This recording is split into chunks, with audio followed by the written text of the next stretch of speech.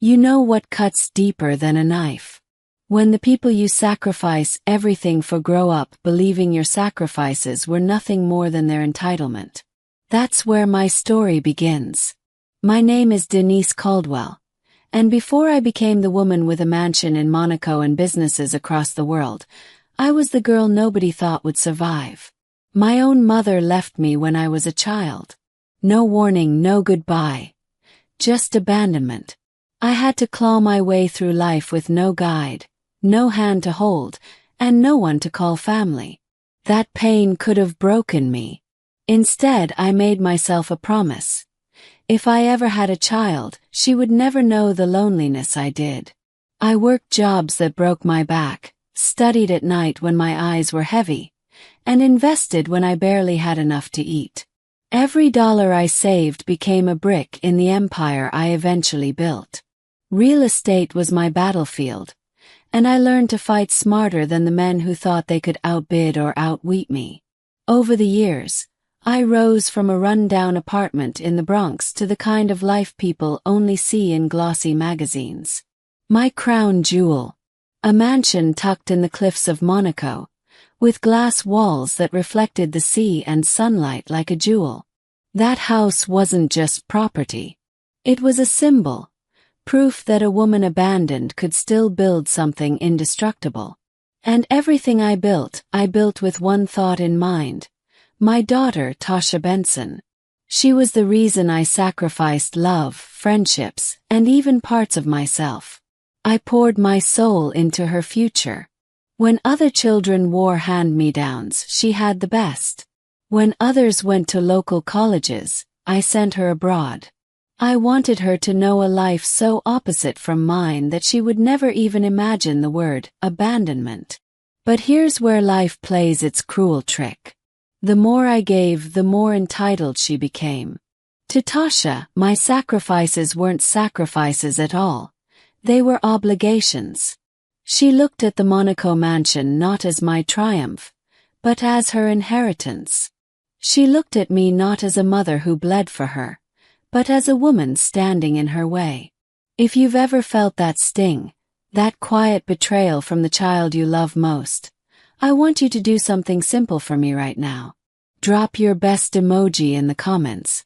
Not for me, but for every parent who gave until it hurt, only to be treated like they owed more. Because that's the foundation of my story. A mother's sacrifice. And the cruelest truth. Sometimes the very legacy you build with love becomes the weapon used against you. I didn't know it yet, but the mansion I built as my greatest victory was about to become the stage for my greatest betrayal. And this is only the beginning. From the moment I held Tasha in my arms, I swore her life would never mirror mine. I remembered all too well what it felt like to wake up hungry, to sit in classrooms wearing clothes that marked me as the child with no one. I wanted her path paved with comfort and choice. So I poured everything I had into making sure her childhood was the opposite of mine. While other children in our neighborhood were still learning the alphabet, I had Tasha in advanced programs. I drove her across town to the best private schools, sometimes skipping meetings or losing sleep just to make it work. When other mothers could only dream of their kids seeing the world, I saved and sent Tasha to Paris at 12, London at 15, and a summer in Milan before she turned 18. She grew up dining in restaurants I once couldn't afford to walk past. Every time she smiled with wonder at something new, I thought, maybe I was doing something right. But children don't just learn from what you give them. They also learn from what you allow them to take. And little by little, I began to notice something that unsettled me. Gratitude didn't grow in Tasha's heart. Entitlement did. When she got new shoes, there was no thank you. Only questions about when she'd get the next pair. Vacations became expectations. Cars, phones, designer clothes. She saw them not as privileges but as her rights. By the time she turned 16, I wasn't mom anymore. I was a bank account, resource, a woman who worked and provided so she could live the life she thought she deserved. And I tolerated it longer than I should have because I kept telling myself, she's young. She'll grow out of it. But entitlement doesn't shrink with age. It expands. Her friends reinforced it too. They saw her as the girl with the rich mother, the one who always had access to things they didn't. Tasha began carrying herself differently. She didn't talk about how hard I worked, how I clawed my way into boardrooms where women like me weren't welcomed. No, she told stories as if wealth had always been her birthright. As if she was born into it, not carried into it on the back of my sacrifices. And that attitude bled into how she treated me. When I reminded her of the value of hard work, she rolled her eyes. When I asked her to take responsibility in small ways, she dismissed me. By college, she made it clear she didn't want my lectures. In her mind, she had already outgrown me. But what Tasha didn't realize was this: money buys you opportunities, not character. And the very foundation I had built for her, education, travel, privilege, was making her blind to the woman who had laid it all down for her.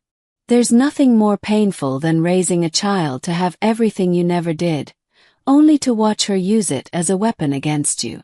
And at that stage in her life, I didn't know the half of it.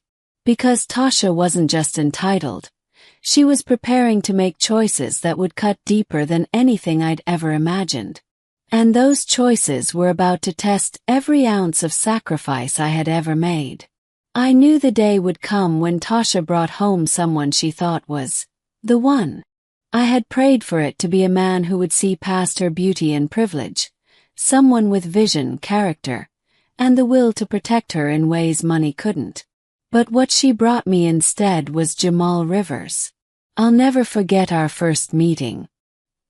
He walked in with a smile that seemed polished from years of practice, the kind that could charm a stranger at a bar or a bank teller behind a desk. He carried himself like success was already his, but everything about him told me otherwise. His shoes were designer, but scuffed like they'd been bought second-hand. His watch was flashy, but when I glanced at it, I recognized it as a knockoff of a brand I actually owned. And his handshake, firm but lingering, the kind of grip that tries too hard to prove something. As he spoke, I listened carefully. Every story was about what he was about to do, the company he was about to launch, the investment he was about to secure, the opportunities he was about to grab. Yet not once did I hear what he had already accomplished. And that was my first red flag. A man whose past is empty but whose future is always just one step away from success is a man who lives on promises, not results. After he left that night, I sat Tasha down. "Baby, listen to me," I said. "That man talks a big game, but I've seen men like him before. They're dreamers without anchors. They'll charm you, but when the bills come, when life gets hard, they'll look to you to carry them." Her reaction stung. She leaned back, folded her arms, and smirked in a way I had never seen before. "You just don't like him because he's not some rich businessman like you want. You're so controlling, Mom. You think no one is good enough for me unless they're just like you." Her words cut deep. Not because they were true, but because she believed them. I wasn't trying to control her life. I was trying to protect her from living the one I had already escaped, the life of carrying a man's weight while he sells dreams. But Tasha didn't see it that way. She saw me as a jealous woman, incapable of letting her make her own choices. The weeks that followed only widened the gap. Jamal became her shadow. He drove her car, ate at restaurants I paid for, and even moved into her apartment after claiming he was between places. Each time I raised a concern, she shut me down. "At least he cares about me," she'd snap. "At least he supports me instead of criticizing me like you do." What she called support I saw clearly as dependence. Jamal wasn't lifting her up.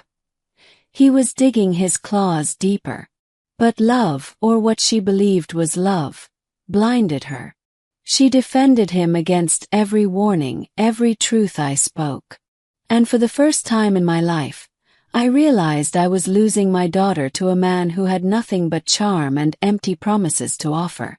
I had spent decades building her foundation, and she was handing it to someone who had never built anything of his own. That was the moment I knew. This wasn't just about Tasha being in love. This was the beginning of a battle for her future. And whether she admitted it or not, Jamal Rivers was already winning. What I didn't know was just how far she was willing to go to choose him over me. It didn't take long before Jamal became the wedge that drove me and Tasha further apart. At first, I tried to hold my tongue, telling myself she was young in love, and that eventually the spell would break. But with each passing week, I watched my daughter slip further into his world, and no matter how carefully I spoke, every word out of my mouth became an attack in her eyes. The argument started small. One night she showed up at my house with Jamal, and I noticed he was driving her car again. "Tasha, why is he always behind the wheel?" asked gently. "What kind of man lets a woman carry him like that?" She rolled her eyes. "Mom, it's just a car. You make everything so dramatic." "He's helping me run errands, what's the problem?" The problem, I wanted to say, was that he didn't have a car of his own. But before I could, Jamal chimed in smoothly. "With the kind of traffic around here, it's just easier if I drive. You raised a smart woman. She knows I've got her back." And Tasha smiled at him like he'd just handed her the moon. My warning turned into yet another reason for her to defend him. From then on, it seemed every conversation circled back to him. If I asked her about her classes, she'd mention how Jamal had been helping her study. If I pointed out bills stacking up, she'd talk about how Jamal was working on something big that would solve everything soon. I knew the type, always working on something big but never actually building anything. And every time I pushed back, she dug her heels deeper into his side. The real turning point came one weekend when she told me she was moving in with him. "It just makes sense," she insisted. "We're together all the time anyway, and splitting rent will save money." I couldn't believe what I was hearing. "Tasha, you don't need to split rent. You have me. You've always had stability. Why would you tie yourself to someone who can't even stand on his own 2 feet? Her face hardened in a way that chilled me. "Because he respects me, Mom. He believes in me. Unlike you, he doesn't treat me like a child who can't make her own choices." That cut deeper than I wanted to admit. Here I was, the woman who had sacrificed decades so she could have the life I never did, now being painted as her enemy simply because I could see through the man she idolized. From then on, visits grew rare. Phone calls went unanswered. When she did pick up, Jamal's voice was always somewhere in the background. And when we spoke, it was short, clipped, almost rehearsed. She was becoming someone I barely recognized. Someone whose loyalty had shifted from the woman who raised her to the man who was slowly consuming her. And Jamal. He played his role well. He didn't argue with me directly. He didn't need to. He let Tasha do all the fighting, all the defending, while he sat quietly in the background, tightening his grip without ever lifting his voice. It was manipulation at its finest. I saw the cracks forming in our bond, and every time I tried to mend them, my hands only seemed to push her further away. She didn't want to hear my warnings anymore. To her, I was the obstacle standing between her and the life she thought she deserved. What I didn't realize at the time was that those cracks weren't just weakening our relationship. They were setting the stage for the deepest betrayal a mother can face. And once that betrayal came, there would be no repairing what was lost. Because soon, my own daughter would make a decision that would humiliate me in a way I could never have imagined. I always imagined the day my daughter got married would be one of the proudest of my life. I pictured walking her down the aisle myself, or at the very least sitting in the front row, watching her beam with joy while I whispered a prayer of gratitude for the life I had built her. I imagined tears in my eyes, not from pain but from relief, that after all the sleepless nights, the sacrifices, and the lonely years of raising her alone, she had finally found happiness. But instead, my daughter married the man I warned her about without even telling me. No save the date, no invitation, no phone call. Nothing. I found out the same way the rest of the world did. Through photos plastered all over social media. There she was in a shimmering gown, a string of pearls around her neck, her smile wide and radiant. Beside her stood Jamal Rivers, his hand gripping hers like he had claimed a prize. Behind them, friends and strangers alike clapped and cheered, celebrating what looked like a fairy tale wedding. And me. I was nowhere. Not in the front row. Not in the back. Not even in the room. I was the invisible mother, the woman who had worked 2 jobs to send her to private schools, who had skipped meals to save for her first trip abroad, who had built an empire so she could have a life of choice. My name wasn't even mentioned in the captions. Do you know what it feels like to scroll through images of your child's biggest day and realize you don't exist in their story? It is a wound no amount of wealth can heal. Every picture was a reminder that I had been erased, deliberately and cruelly. I cried that night not because of the man she married, though I knew he would destroy her, but because of the statement she made. By excluding me, she told the world I was irrelevant. She turned her back on me in the most public way possible, reducing me to an afterthought in a life I had built with my own hands. And still, part of me tried to rationalize. Maybe it was a mistake. Maybe I'll get a call tomorrow explaining everything. But the days passed, and no call ever came. Instead, more photos surfaced. The first dance, the champagne toast, the honeymoon send-off. And every time I looked, I noticed the same detail. My daughter was smiling harder in those pictures than I had ever seen her smile with me. It was then I understood. This wasn't an oversight. It wasn't forgetfulness. It was intentional. She had chosen him, and in choosing him, she had discarded me. That kind of betrayal does something to a mother's heart. Hardens it, sharpens it. I still loved her. Love like that doesn't vanish overnight, but the innocence of our bond was gone. And somewhere deep inside, a part of me began to shift. Because if she could erase me from her wedding, what else was she capable of? The world celebrated her as a new bride, but I knew the truth. She wasn't starting a fairy tale. She was digging herself into a grave she couldn't yet see. And when the dust settled, when the glow of the wedding photos faded, she would come face to face with the cost of her choices. And I was no longer going to protect her from it. The silence after the wedding should have been enough for me to draw the line. A mother left out of her daughter's vows, her joy, her celebration, humiliated in the most deliberate way. But the insult that followed days later was what finally burned the last thread of patience I had. It was a Monday afternoon when the call came. My phone lit up with Tasha's name. For a moment, I felt a flicker of hope. Maybe she was calling to apologize, to explain, to extend an olive branch after the most painful week of my life. I answered, my voice trembling slightly, ready to hear words that might soften the wound she had left. But there was no apology, no acknowledgement.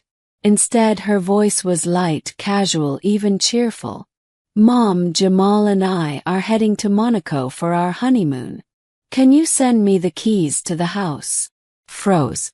My own daughter, who hadn't thought I was worthy of an invitation to her wedding, now wanted to use the one thing in my life that meant the most to me. My mansion in Monaco. Not as a family retreat. Not as a memory we built together.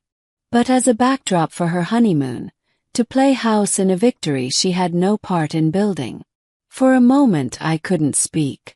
My mind raced back through every sacrifice I had made. The nights I went hungry so she could eat, the hours I worked to pay for her tuition, the decades I labored to own that house. And here she was, asking for the keys like she was entitled to it, like I was just the gatekeeper of a property she believed was already hers. I wanted to scream. I wanted to say, no. You chose to erase me from your life. You don't get to step into my mansion like nothing happened. But instead I heard myself say, I'll send them. Not because I was weak. Not because I wanted to please her. But because by then my plan was already forming. You see, that mansion wasn't just a house. It was leverage. It was a chess piece. And while Tasha thought she was making a simple request, I saw an opportunity. If she wanted to flaunt her honeymoon in Monaco, let her. If she wanted to post pictures by the infinity pool, sipping champagne as though she had earned it, let her. Because when she came back, the house she paraded as her own would no longer exist in her world. I sent her the keys without another word. Her gratitude was shallow, a quick "thanks, Mom" before hanging up. No remorse. No acknowledgement of the wound she had deepened. She couldn't see it then, but by handing over those keys, I wasn't giving her access. I was giving her a taste of everything she would soon lose. And as I dropped the envelope at the courier, I felt something shift inside me. I wasn't the invisible mother anymore. I wasn't the bank account. I wasn't the woman left out of her daughter's wedding. I was Denise Coldwell, the woman who built an empire from nothing. The woman who had already survived abandonment once, and knew exactly how to rewrite her legacy a second time. Let them enjoy their honeymoon. Let them believe they had won. Because when they returned from Monaco, what they found waiting for them would be the beginning of their undoing. While Tasha and Jamal posed for pictures in Monaco, sipping wine by the pool of a house they never built, I found myself reflecting on the difference between entitlement and gratitude. And that reflection always led me back to one person, Natasha Moore. Natasha was my niece, but to me she was more like the daughter I wished I had raised. She wasn't born into privilege. She knew what it meant to work for every small thing she owned, and because of that, she carried herself with humility. Where Tasha saw my wealth as her inheritance, Natasha saw it as my sacrifice. She respected the hours I worked, the risks I took, and the battles I fought in rooms where people like me weren't supposed to win. I thought about the countless weekends she'd stop by, not to ask for money, but just to check on me. She'd bring groceries, sit in my kitchen, and ask me about my day. Small gestures, but gestures that mattered because they came without expectation. When I had surgery on my knee a few years back, it wasn't Tasha by my bedside. She was too busy traveling with her friends. It was Natasha who stayed overnight, adjusting my pillows, making sure I took my medicine. That kind of loyalty isn't bought. It's born of genuine love. And in those days after Tasha's shameless request for my Monaco mansion, I knew what had to be done. The daughter I birthed had made her choice, and now I had to make mine. I called my attorney and began the process of rewriting my estate plan. Insurance policies that once had Tasha's name at the top were quietly shifted. Trusts I had built for her future were redirected. Every clause, every signature, every notarized page began to paint a different picture of my legacy. And in that picture, Natasha was the heir. It wasn't about punishing Tasha. It was about protecting what I had built from being squandered by her arrogance and Jamal's empty dreams. Natasha understood value, not just of money but of love, loyalty, and respect. She would honor the empire I created. She would build on it, not drain it. The decision brought me peace I hadn't felt in years. For the first time since the wedding humiliation, I didn't feel powerless. I felt in control again. Watching Natasha smile when I told her she'd always have a place in my heart reminded me that blood doesn't just run through veins. It's proven through actions. People often say a parent should treat their children equally. But equality doesn't mean ignoring betrayal. Doesn't mean rewarding disrespect. If one child chooses arrogance while another chooses loyalty, then legacy must follow the one who deserves it. So while Tasha played Queen of Monaco in a house she didn't own, I was busy securing my future, redirecting my empire into hands that would protect it. She thought the mansion was hers by birthright. What she didn't realize was that the real inheritance, the wealth, the properties, the power, was already slipping through her fingers into Natasha's. And by the time she discovered it, it would be too late. Because the foundation of revenge isn't rage. It's patience.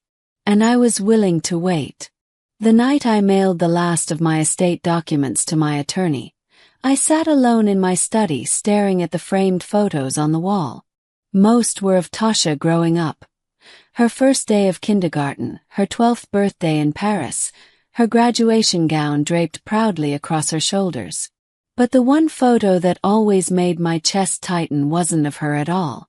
It was of me, a little girl no older than 8, standing on the steps of a foster home with a plastic bag clutched in my hand. That was the day my mother left me. She didn't die. She didn't disappear in some tragic accident. She simply decided she was tired. Tired of responsibility, tired of sacrifice, tired of being a mother. She handed me off like a burden, and from that moment forward, I learned what abandonment tasted like. It's bitter, metallic, and it never fully leaves your mouth. For years, I told myself I would never repeat her mistakes. That was why I fought so hard for Tasha. Why I sacrificed love, sleep, and peace of mind. Why I built a life that would shield her from ever feeling what I felt that day on those steps. I believed if I gave enough, gave everything, I could rewrite the story of our family. But when she married Jamal without me, when she posted those smiling photos as though I were already dead, I realized something that shook me. I hadn't broken the cycle at all. I had only dressed it in different clothes. My mother abandoned me out of neglect. Tasha abandoned me out of choice. The pain was the same. The wound reopened, raw and merciless, reminding me that betrayal runs deeper when it comes from the people you build your world around. For days I sat with that realization. It clawed at me, whispered in my ear, made me question whether love and sacrifice ever matter in the end. But then I felt something else rise inside me. Not despair but determination. If my mother's abandonment had nearly destroyed me, I would not let Tasha's do the same. I would not hand down the same curse to the next generation. That was when the vow took shape in my heart. The cycle would end with me. Tasha's betrayal had shown me who she was, and Natasha's loyalty had shown me what real family looks like. So I chose not to chase the child who discarded me. I chose not to beg for a place in her life or prove my worth. Instead, I chose to protect my legacy and give it to the one person who understood what it meant. Breaking a cycle doesn't always look like reconciliation. Sometimes it looks like redirection. And while my mother left me with nothing, I would leave Natasha with everything. I stood, walked to the window, and looked out at the city lights. Somewhere across the ocean, Tasha was sleeping in the Monaco mansion, believing she had won. She couldn't see the foundation shifting beneath her feet, couldn't feel the ground moving against her. But I knew. The scar of my mother's abandonment had reopened, yes. But this time, I wasn't that little girl on the steps of a foster home. I was Denise Coldwell. And I would turn my wound into a weapon. Because betrayal might be generational, but so is justice.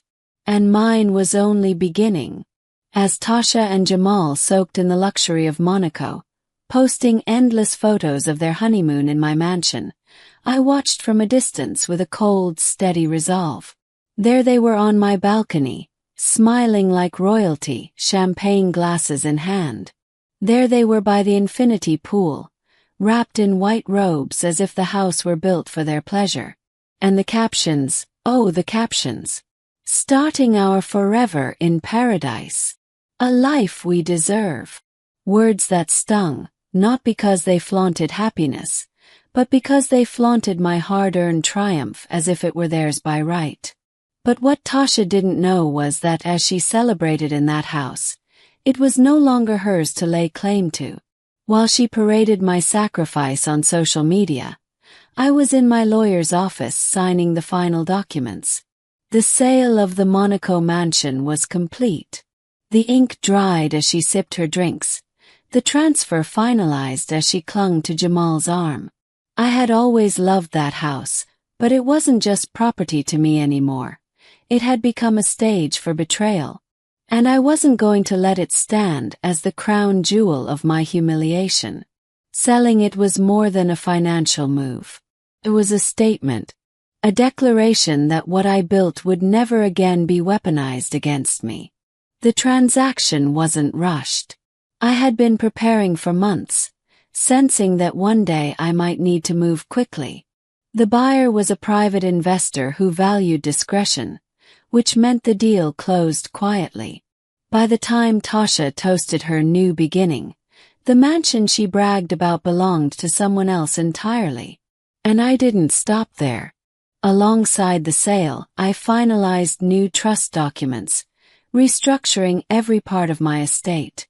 Where Tasha once stood as the assumed heir, Natasha Moore's name was now written in ink. The insurance, the properties, the accounts, everything was shifting away from entitlement and into loyalty. The irony was almost poetic. Tasha was playing queen in a palace that no longer belonged to her family. Every smile in her photos, every step she took across those marble floors, was borrowed time. And when she returned, expecting to hold the keys to her future, she would find only a locked door and a letter spelling out the truth. I won't lie. Part of me felt sorrow in that moment. Watching your child celebrate in ignorance is not a pleasure any mother dreams of. But sorrow was quickly replaced with clarity. She had chosen her path. And now she would learn that choices have consequences. Revenge isn't always loud. Sometimes it's as silent as a signature on a dotted line. Sometimes it's as sharp as a document that changes the entire trajectory of a legacy. And as I walked out of that office, I knew the balance of power had shifted. For the first time since she cut me out of her life, I was no longer the invisible mother. I was the one holding the pen. And when Tasha and Jamal returned from their honeymoon, basking in the glow of borrowed luxury, they were about to discover just how powerless entitlement becomes when it collides with a mother's resolve. The house they flaunted was gone. The inheritance they counted on was erased. And the life they thought was guaranteed was about to unravel. They returned from Monaco glowing with the arrogance of people who believed the world was theirs. Tasha had filled her social media with photo after photo, dinners overlooking the water, designer outfits draped across her body, Jamal grinning like he had just conquered the world. Their followers cheered them on, showering them with compliments as if they had earned the luxury themselves. And through it all, I stayed silent. When their flight landed back in the States, I knew exactly what they expected. They believed the Monaco trip was just the beginning, that the mansion was now their playground, their proof of arrival. They thought they would keep coming and going, posting more photos, wrapping themselves in a legacy they didn't build. But when they pulled up to the estate that afternoon, the first thing they saw wasn't a welcome. It was a padlock. The grand gates that had swung open to them just weeks before were bolted shut, a heavy chain wrapped tight across the bars. The house beyond it gleamed in the distance, beautiful and untouchable, no longer theirs to claim. And taped squarely to the gate was a single envelope, sealed in crisp white paper, with Tasha's name written across it in my handwriting. She tore it open with shaking hands, and as her eyes scanned the words, her smile faltered. Jamal leaned over to read, and soon his face hardened. The letter was short, precise, final. This house no longer belongs to you, nor do my sacrifices. The life you thought was guaranteed has already been erased from my hands into those who deserve it. What you took for entitlement, I reclaimed as justice. Consider this your inheritance, locked gates and a lesson you will never forget. I can only imagine the silence that followed, the disbelief, the rage. Because in that moment they weren't just shut out of a house, they were shut out of everything they thought was waiting for them. Neighbors later told me how long they stood there. Jamal pacing back and forth, Tasha crying in anger. Her phone pressed against her ear as she tried calling me. I didn't answer. I didn't need to. The letter had said everything. By the time they left, the illusion was gone. The mansion they had flaunted no longer existed in their story. The photos they posted now mocked them. They had paraded in borrowed glory, and the world they tried so hard to impress would soon learn the truth. Their paradise had been built on nothing more than access that was revoked in a single stroke. And I felt no guilt. Because I hadn't just taken back a property. I had taken back control. For the first time since Tasha shut me out of her wedding, I wasn't the one left standing outside the gate. She was. Let her rage. Let Jamal curse my name. Let them stew in their humiliation. This was only the beginning of their unraveling. Because if losing the house broke their pride, what came next would break their future. When the gates of Monaco shut them out, the illusion Tasha and Jamal had built began to crumble faster than even I expected. For years, Tasha had floated on my wealth like it was an endless tide. The car she drove, the credit cards she swiped, the security she never questioned, all of it had been anchored to me. And now, without my backing, she was tethered only to Jamal. That was when his weaknesses began to surface in ways she could no longer ignore. At first, Jamal tried to keep up appearances. He boasted about new business deals that were just about to close, contacts who had promised to get him in the door. But the truth was there was no door. He had no business, no real contacts, no credibility. All he had was charm and a knack for making people believe in something that didn't exist. It had worked on Tasha, but charm doesn't pay rent. They moved into a luxury rental downtown, hoping to maintain the lifestyle they flaunted. But without me footing the bills, the cracks showed quickly. The rent notices piled up. The cars that once gleamed in their driveway now carried overdue payments. The designer clothes she wore for photos had to be returned after borrowing them from friends. Every corner of their life was stitched together with lies and pretense. And slowly the seams began to split. And then came the arguments, small at first. Jamal asking why Tasha hadn't handled certain bills the way her mother used to. Tasha snapping back, reminding him that she was cut off because of him.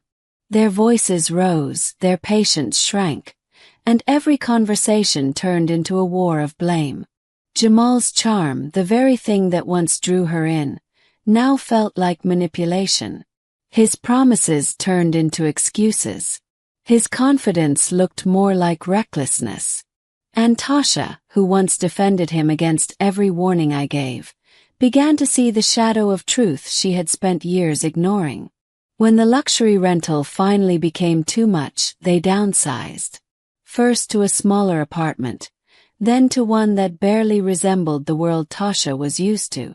Gone were the doormen, the rooftop views, the shimmering lights of high-rise living.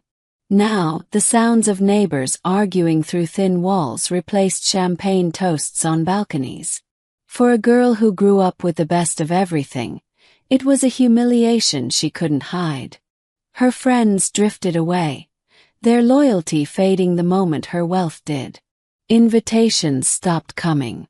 The same people who praised her honeymoon photos now whispered about her downfall. And Jamal. He grew bitter, resentful. The man who once clung to her for access now blamed her for losing it. He accused her of not fighting hard enough, of letting her mother win. He began disappearing for hours, sometimes days, chasing new schemes, new promises, new failures. By then, their marriage was no longer a partnership.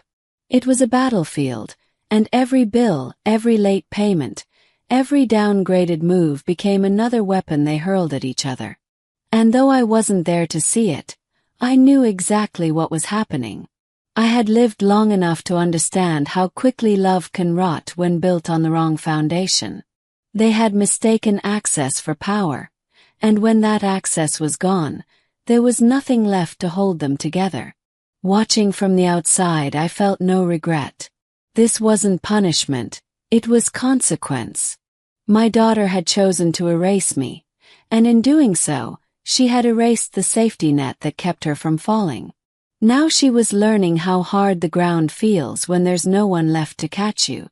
And the ground was only getting harder, because the real blow hadn't even landed yet. By the time they moved into their third apartment, the glow of their so-called love had burned out. What was once defiance and passion had curdled into bitterness, and their home became nothing more than a battleground. The same voices that once whispered forever now shouted accusations through paper-thin walls. It always started with money. Jamal would slam the mail on the table, bills spilling out like evidence in a trial. "This wouldn't have happened if you hadn't let your mother cut us off," he snapped, his voice laced with venom. "You had everything, Tasha. Everything. And you threw it away because you couldn't even keep her in line." Her face would flush with anger, her defenses breaking down into tears and fury. "Me? You think this is my fault? You were the one who turned her against me. She warned me about you, Jamal, over and over. And I was stupid enough to believe in you instead of her. I gave up everything for you." That was their rhythm. Blame, attack, silence, repeat. The arguments stretched late into the night, voices echoing until neighbors banged on the walls to shut them up. And when the fighting stopped, the silence was heavier than the shouting. Jamal's charm, once his greatest weapon, had no power anymore. The little things Tasha once found exciting, the way he could talk his way into parties, the way he promised their big break was around the corner, now looked like fraud. His confidence felt like arrogance. His ambition felt like delusion. She was no longer blinded by love. She was shackled by regret. On the other hand, Jamal began seeing her not as his partner, but as his failure. He had tied himself to her for access to a lifestyle he could never provide on his own. With that lifestyle gone, she was a daily reminder of everything he lost. And in his bitterness, he lashed out, stripping her down with words designed to cut. "You're nothing without her money," he'd spit. "You don't know how to survive without being spoiled. You're useless now." She didn't take the words quietly. Tasha fired back, reminding him of every scheme that went nowhere, every lie he spun to keep her believing, every warning her mother gave that proved true. "You're the reason she hates me," she screamed one night, her voice raw. "You poisoned everything. You made me choose, and now look at us. We have nothing." And there it was, the truth neither of them could bury anymore. Their union was never built on love. It was built on rebellion, on the thrill of defying me, on the fantasy that together they could create a kingdom from my empire. Without that empire, without me to stand against, their bond dissolved into the nothing it always was.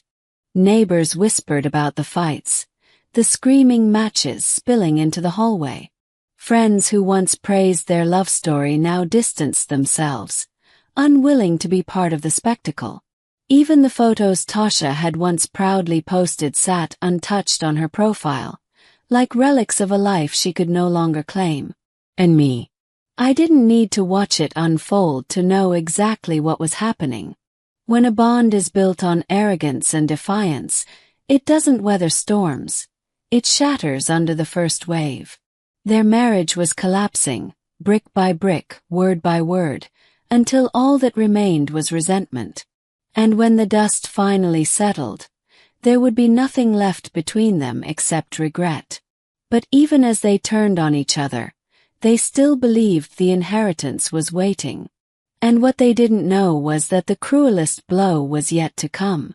It happened on a quiet Wednesday afternoon. I had gone in for what was supposed to be a routine checkup, but the doctors found something concerning enough to keep me overnight. Nothing life-threatening, but the kind of scare that reminds you just how fragile life can be.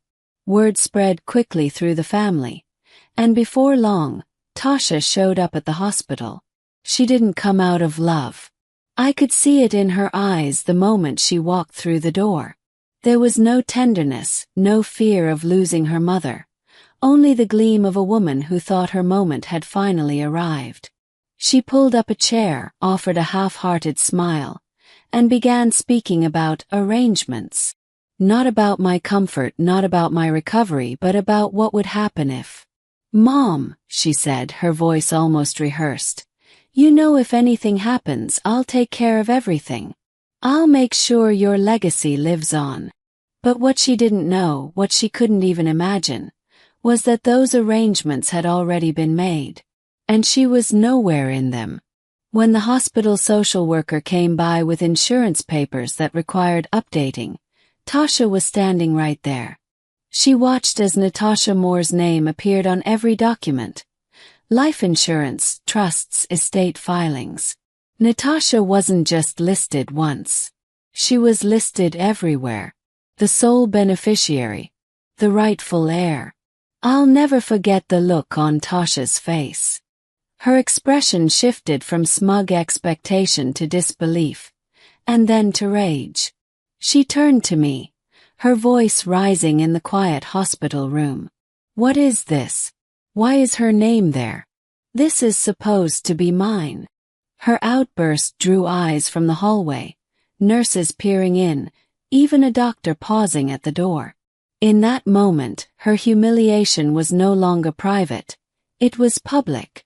Everyone could see the entitled daughter unraveling, demanding a fortune she had already squandered in arrogance.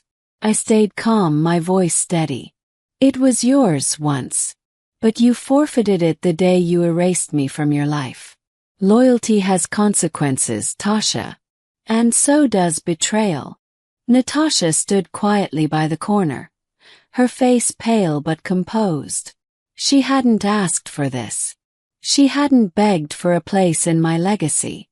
But her actions, her loyalty, her quiet presence had earned it. And as she stood there, I could see in her eyes both gratitude and sorrow for the cousin who had thrown everything away. Tasha, on the other hand, stormed out, slamming the chair into the wall as she left. The humiliation was complete. She came expecting to secure her future, only to find that future legally stripped from her hands. The safety net she believed was guaranteed had been cut, and for the first time in her life, she was faced with the truth. She had nothing to fall back on. And the beauty of it was that it wasn't revenge carried out in whispers. It was written in ink, notarized and sealed.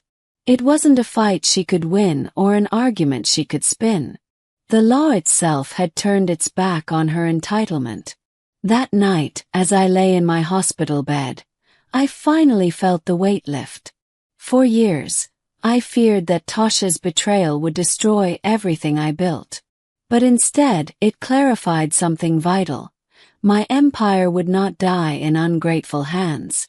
It would live on through Natasha, through someone who understood value. And as for Tasha, she was left with nothing but her rage. Because sometimes the cruelest revenge isn't fire or fury, it's silence backed by signatures. And her inheritance had vanished with the stroke of a pen. Didn't happen right away. Pride kept Tasha silent for weeks after the insurance revelation. She raged, she blamed, she sulked. But rage doesn't pay rent, and pride doesn't cover bills. By the time Jamal's latest business deal collapsed, leaving creditors hounding them and friends turning their backs, she had nowhere left to go. And so, one evening as the sun dipped low over the city, I heard a knock at my door. When I opened it, there she was. My daughter, Tasha Benson. Her hair was disheveled, her once carefully polished nails chipped.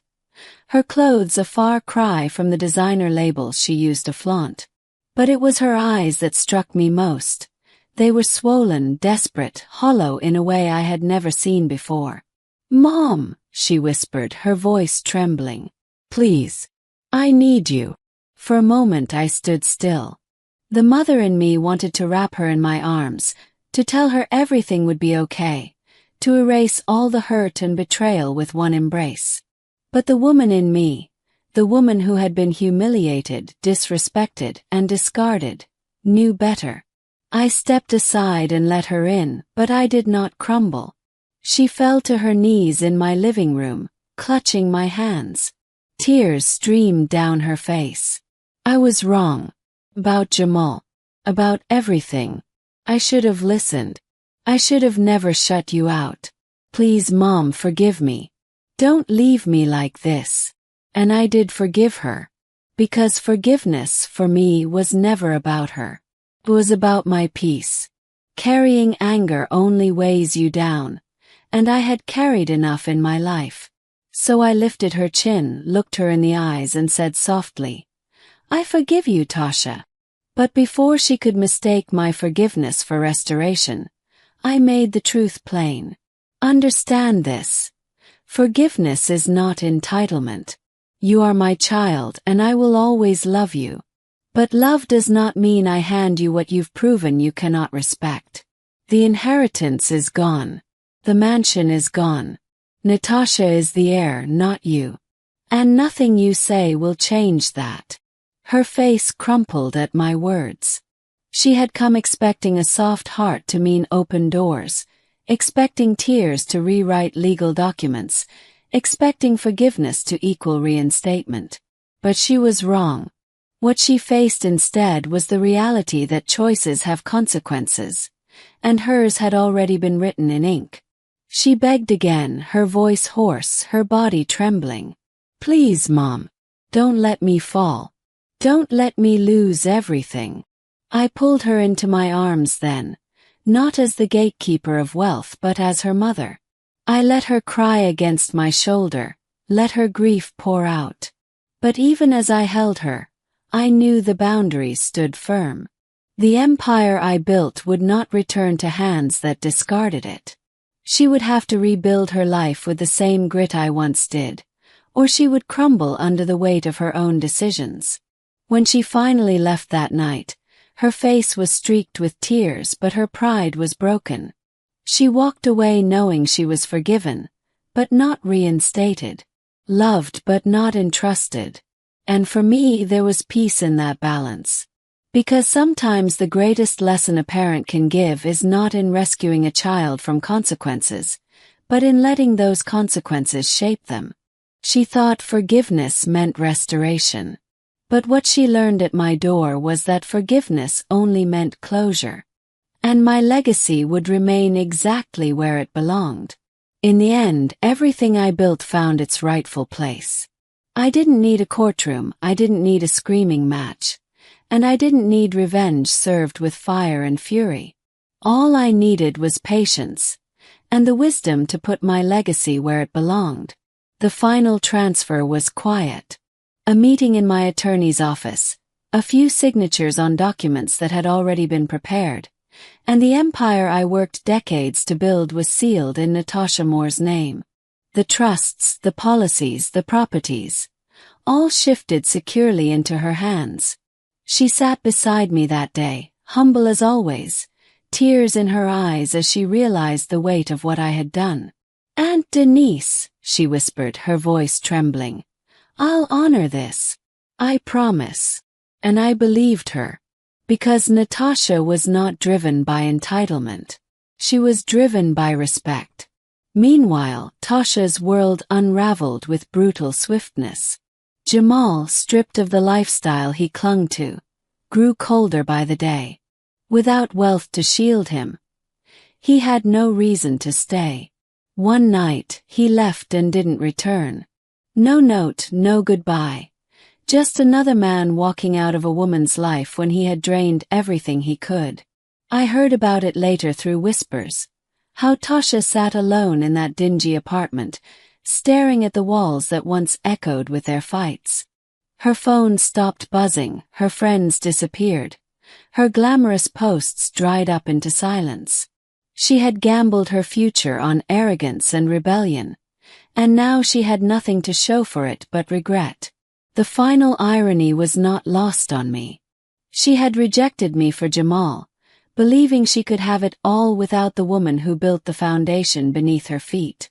But in rejecting me, she lost not only the Monaco mansion, not only the inheritance, but the life she believed was guaranteed.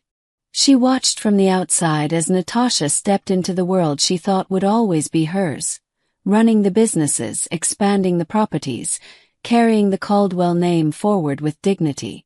And me, finally felt peace. Not because I had punished my daughter, but because I had protected my legacy. The empire I bled for would not be squandered in careless hands. It would live on through someone who understood sacrifice, who valued loyalty, who treated love as something to nurture instead of something to exploit. I didn't hate Tasha. Despite everything, I still loved her. But love doesn't mean blindness. Love doesn't mean rewarding betrayal. And the lesson she had to learn was the same one I had been forced to learn as a little girl standing on those foster home steps. Sometimes the people you think will never leave you do, and sometimes the life you think is promised vanishes in an instant. That was the cycle I had vowed to break. And I did. Natasha became the heir. Tasha became the cautionary tale.